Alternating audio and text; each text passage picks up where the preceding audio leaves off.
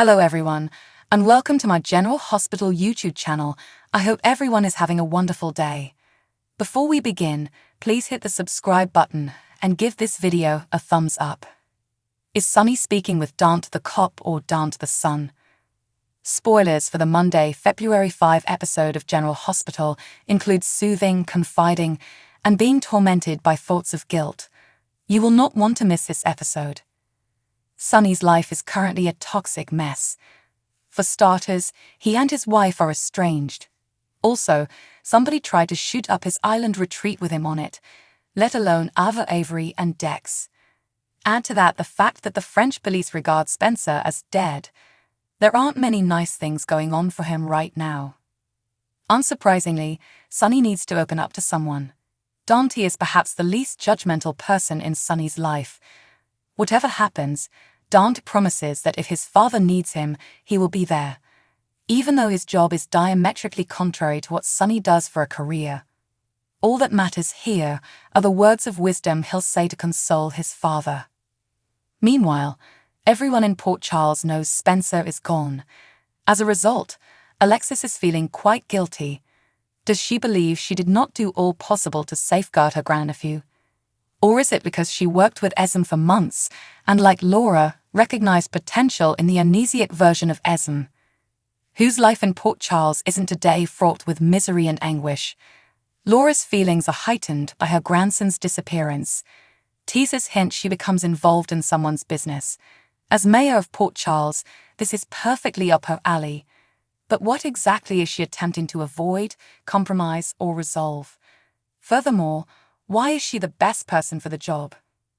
Anna has recently dodged gunfire, interrogated opponents, and scheduled meetings with mysterious persons. Surely these possibilities are far superior to being stalked and harassed.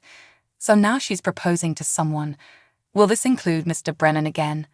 Has she moved on to another person of interest or target? Obviously, there is a lot of emotional turmoil going on in Port Charles.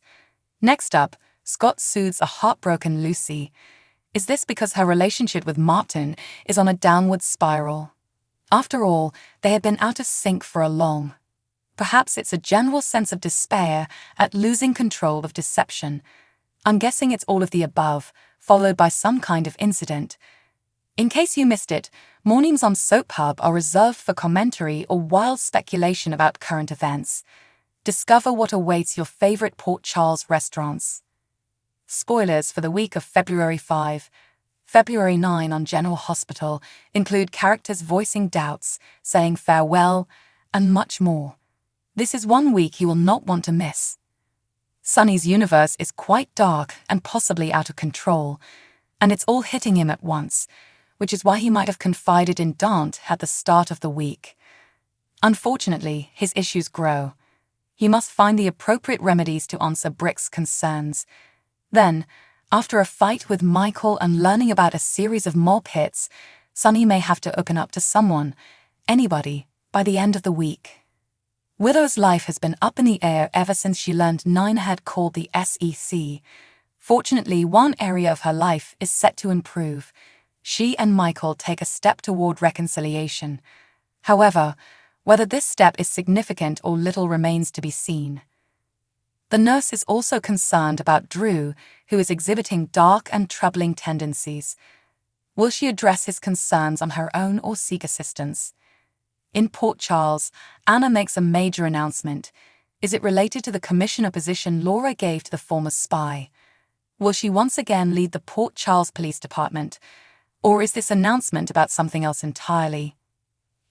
When Spencer's friends and family say their final goodbyes, an unexpected mourner emerges for Esm. Is this Heather? If so, did she acquire special permission for this visit, or did she flee Pentonville? Finally, Carly and Drew talk about his grudge against Nina. Is she going to be the voice of reason in this circumstance, calming Drew down from his retribution spree? Or will she encourage him? Christina Wagner, a General Hospital star, faced every parent's greatest nightmare in 2022 when her and ex-husband Jack Wagner's youngest son Harrison died at the age of 27. However, the actress now tells how her son's ghost has guided her since his death. Wagner took to Instagram to share a wonderful candid photo of herself, her oldest son Peter, and Harrison, taken in 1997. In the caption, she offered a poignant message on loss and hope that might inspire us all. "We have the right to grieve, but it should not define our lives."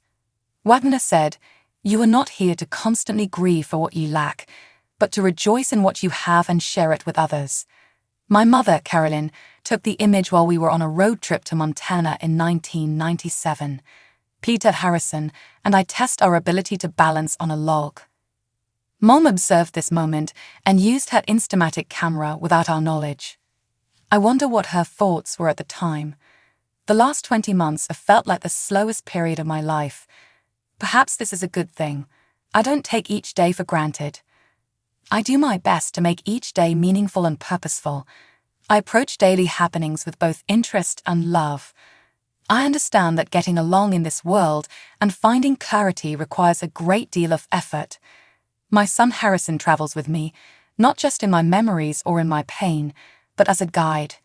As a result, I am experiencing delight in ways I could never have imagined. You see him in this photo as a tag-along, but he is now guiding me on my journey. Harrison Wagner was discovered dead in a parking lot on June 6, 2022. 6 months later, the Los Angeles Coroner's Office determined his death an accident caused by a combination of fentanyl and Xanax. Following his death, the Wagners established the Harrison Wagner Scholarship Fund to assist young men with addiction. On the fund's website, Jack and Christina outline Harrison and the fund's objective. Harrison was a bright, energetic young guy whose smile illuminated whatever room he entered. He has left a large number of men and family members who genuinely loved him. We are heartbroken that he died his struggle with addiction, and we hope that Harrison's memory will live on through this scholarship, which will assist other young men who would not otherwise be able to afford treatment for their addiction. While Eden McCoy was mourning the sad death of her mother, Courtney Folk took up the role of Jocelyn Jacks on General Hospital.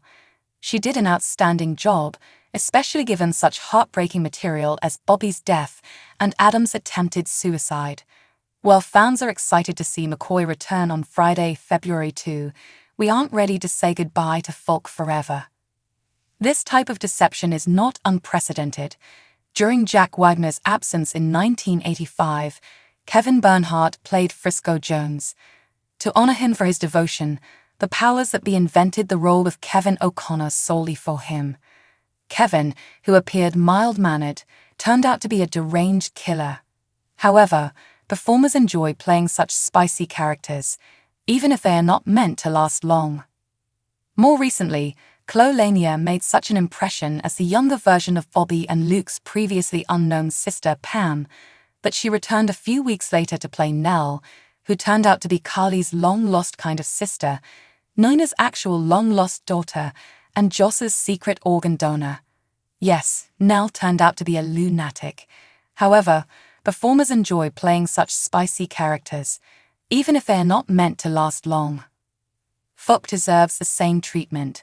Lulu, she may have awoken from her coma. Sure, she's a little young for the role, but time is relative on soap operas. Or a grown-up Georgie. Folk is 18 years younger than Kirsten Storms, who portrays Maxie, thus it may work well in soap operas. She could be back from California. Emma Scorpio Drake, if Brooklyn Ray Silza, at 17, is still regarded too young for a serious, mature plot, or one of Esmond's previously unseen adopted siblings. The key is that we need Folk to stay. She doesn't even need to be a psycho. Thanks for watching. If you like this video, so please don't forget to subscribe my channel and don't miss any update.